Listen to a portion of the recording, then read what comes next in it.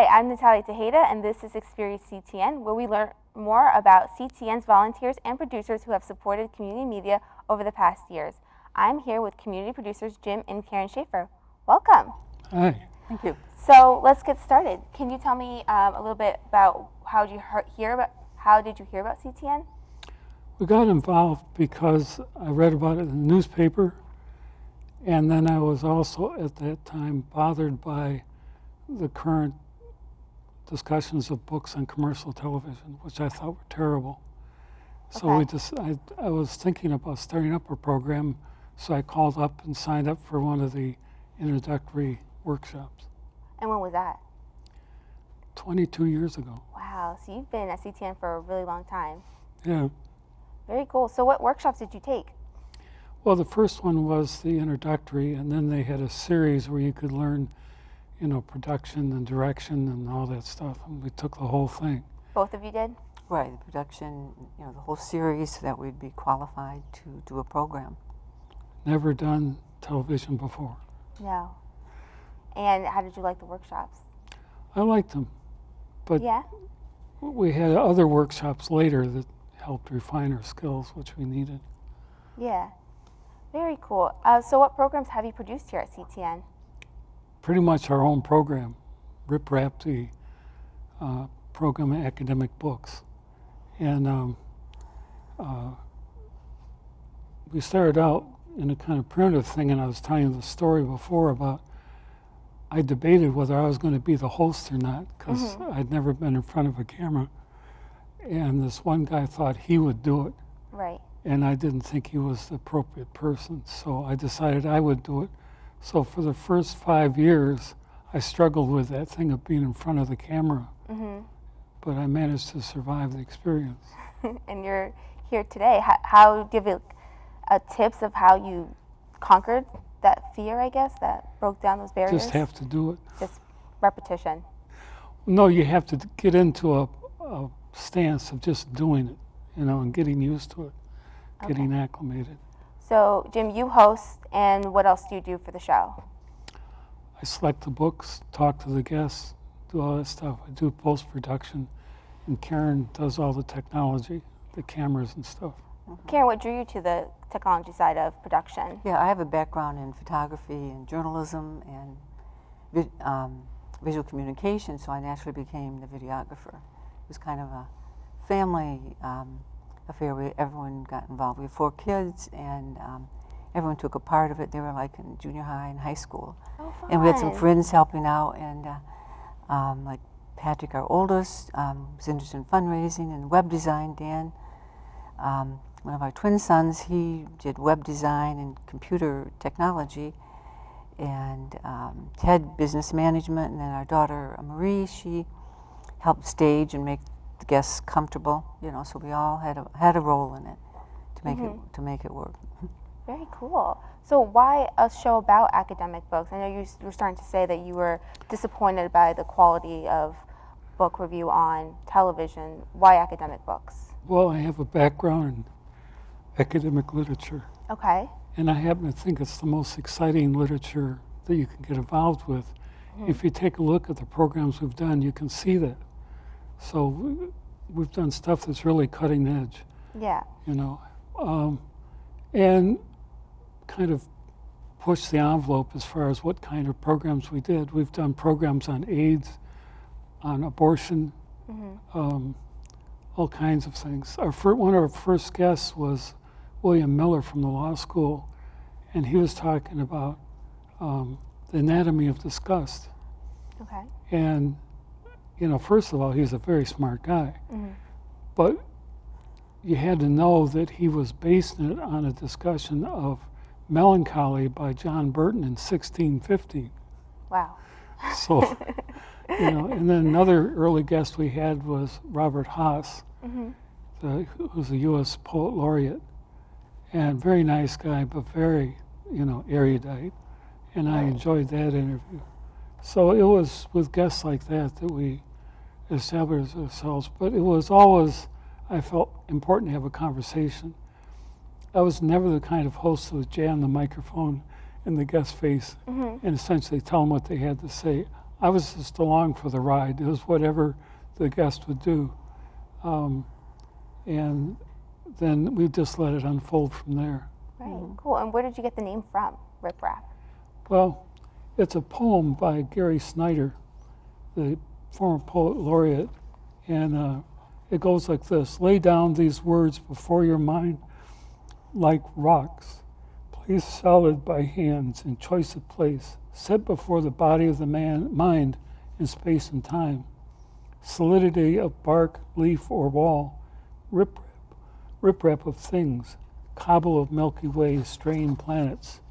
These poems, people, lost ponies with dragging saddles, and rocky surefoot trails. So in other words, we're talking about a metaphysical kind of element. Riprap also is known as the stuff you use to fill up space, but that's not what Gary Snyder was talking about. No. And that poem is on the internet if people want to look it up. On your website?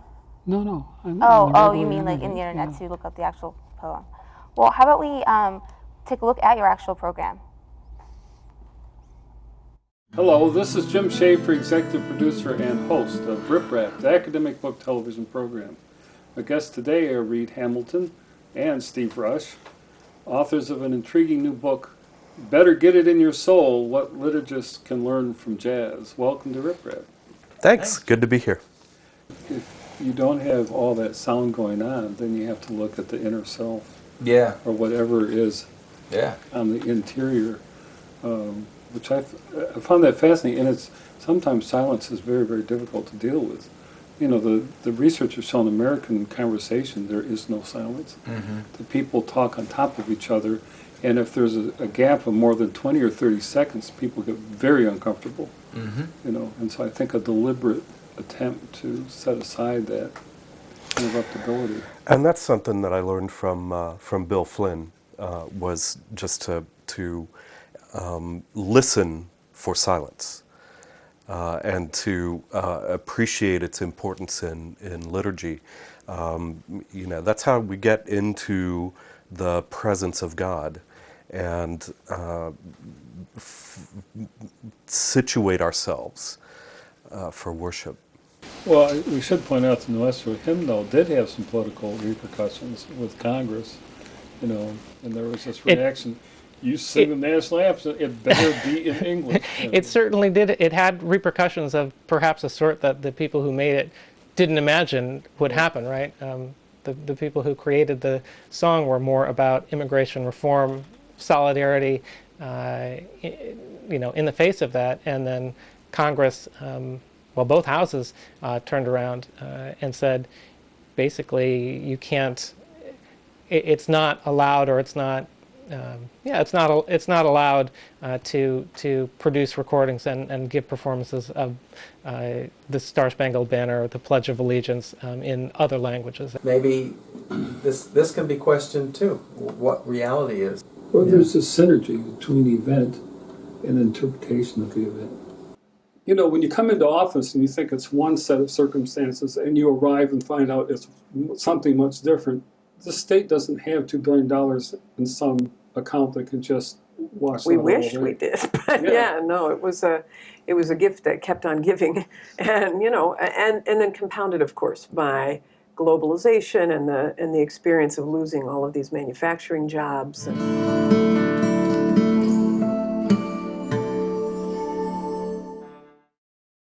Well, that was great. You had definitely some interesting guests on there. Let's talk about the production of the show. Where do you film? I saw a variety of sets, so.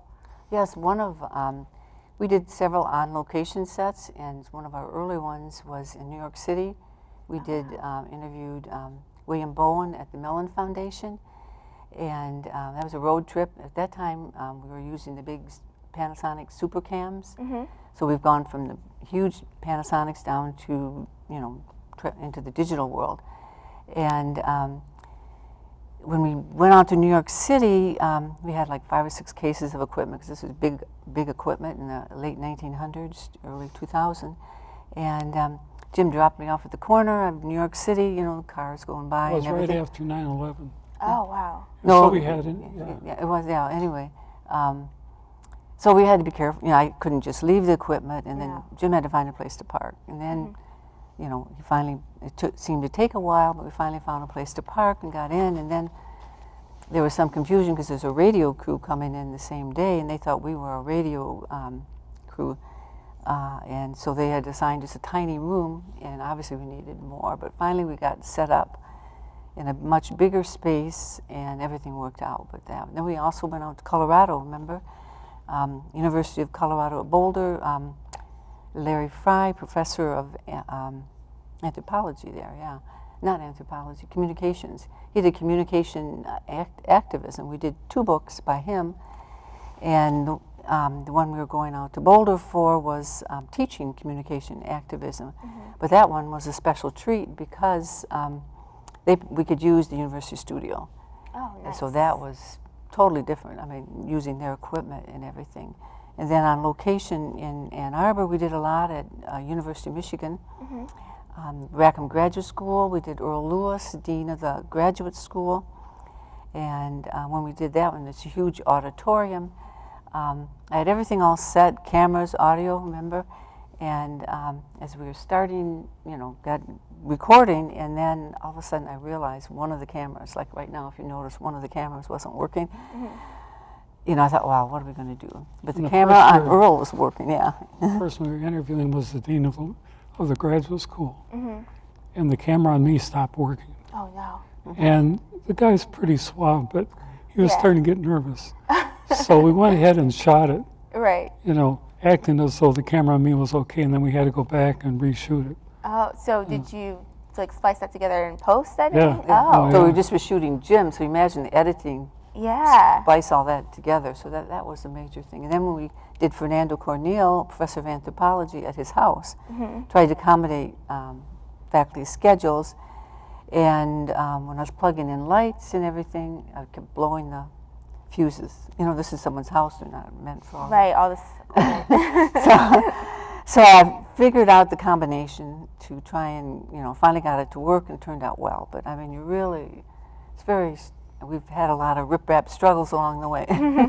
Had a lot of riprap stories too. Yeah. One of them that's my favorite is Bobby Lowe wrote a book, Why Sex Matters, and she was using commonly employed research on nature versus nature debates about animals, but then she applied it to human beings. Oh. And as we were talking, we got laughing so hard that we had to stop videotaping for a while because it was, you know, really obvious. Yeah. One of the programs we just finished was on impeachment by 2 Harvard Law School professors. And one of the programs we're going to be doing is on the poison in the Flint River Okay. water. And, you know, that was really controversial at the time. And the woman who wrote the book, What Eyes Don't See, Mona, was very courageous in opposing, you know, trying to work for some kind of justice. But we've had a lot of, you know, kinds of things, and it pushed the edge of what people's awareness of. The reason I like academic literature is because it's based on research, Right. not just what people say. Right. And is there a criteria you use to select the books that you're going to cover, or the topics that you're going to cover? No, No. it's just, but except the quality. The Okay. quality has to be there. So that's what's important to you. And this book by Mona Hana Atisha, who's Iraqi, by the way, is based on research. And she's a doctor at the U of M, Flint. And she's a pediatrician at Hurley Medical Center in Flint, and associate professor of human medicine. So she knows what she's talking about. Right. Yeah, definitely. And she took on the established political people, you know, in a very courageous way. Wow. But the problem is that since she raised that issue, it turned out there's like 20 places across the state that have similar poison in their water, and there's thousands across the country. Wow. Well, I mean, you've been doing this since 1996, and you've covered a wide array of topics. Where can people watch your show? Well, CTN, Okay. And then when we started out, we were broadcast on WFUM, the U of M's station, and now we're on a channel on YouTube. Very cool. So we've gone national, international now. Yeah, that's great. And do you think other people should use CTN services? Well, that's something that I've thought about a lot, and I think, yes, they should. Why? Because you have to learn about the equipment, and we got the support on how to do that. You need the training to know what to do. Right. And then you just have to do it. Yep. Well, It's getting community involvement. We figure we're giving back to the community with Riprap in the sense that sharing information that people wouldn't normally have access to, you know. and they can learn it here at CTN. Right. Well, great. Well, thank you both so much for joining me. And I want to say thank you to all of you for watching, and stay tuned for future episodes. In the meantime, why not come in and experience all we have to offer for yourself? Visit us online at a2gov.org/CTN. Follow us on Twitter and Facebook at CTN Ann Arbor. I want to thank our crew, Robert Horn, Pamela Mohar, Gage Shaughnessy, and Alicia May. And I'm your host, Natalie Tejeda. See you next time.